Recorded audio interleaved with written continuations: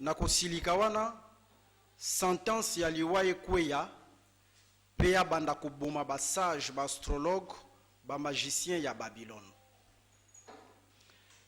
Mais gloire à Dieu, esika oyo moto azalaki digne te, le Seigneur a pourvu Daniel. Daniel a s'élevaki par la grâce de Dieu, nzamba lobelaki ye sur vision oyo roi bosanaki pe atalisi pe pa ya Daniel explication na yango. Nde yango ne mutu esalaki ke Daniel apusana liboso ya mokonzi.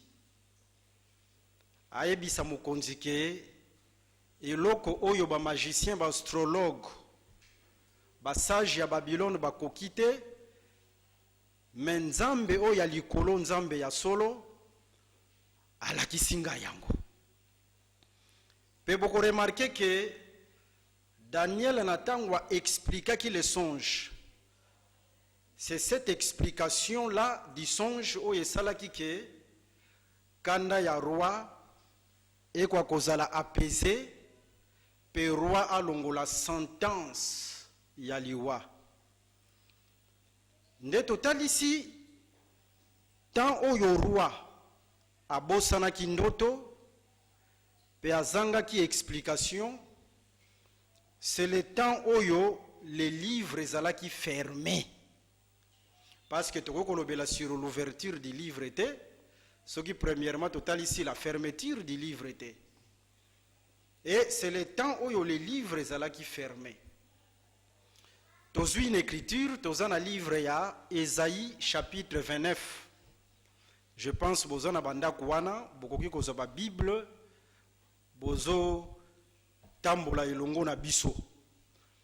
Na Ésaïe chapitre 29, ozu le verset 10. Tina verset 12. Soko tangi écriture wana noir sur blanc. Oko remarquer que bazo comparer la vision au livre. C'est-à-dire place wana la vision comme un livre. Pour dire tout simplement quoi? Pour na kotali cette vision là oyo roi zwaki selon Ésaïe chapitre 29, le verset 10 à 12, cette vision ezalaki tout un livre. Mais na tango oyo ya bosanaki yango, pe azalaki na explication na yango te. En d'autres termes, c'était le temps où les livres étaient fermés, parce que la vision égale un livre. Nde soki livre eza fermé, comme conséquence, liwa il faut etalisama. Voilà pourquoi, tango nyonso oyo livre ezalaki fermé, le roi était en colère. Mais ici nous parlons du véritable roi, qui est Dieu lui-même. Pour dire tout simplement, il y avait un temps oyo livre ezalaki fermé.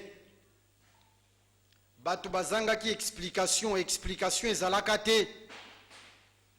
Et ce temps-là, la mort a régné. Nzamba silikaki pona koboma batu.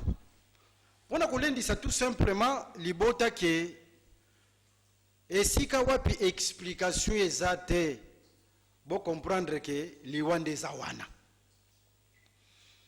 Maintenant comme on a Daniel aye pour être expliquer ce songe-là. Total ici était le fait que Daniel a expliqué, c'est ça où ils ont l'ouverture du livre.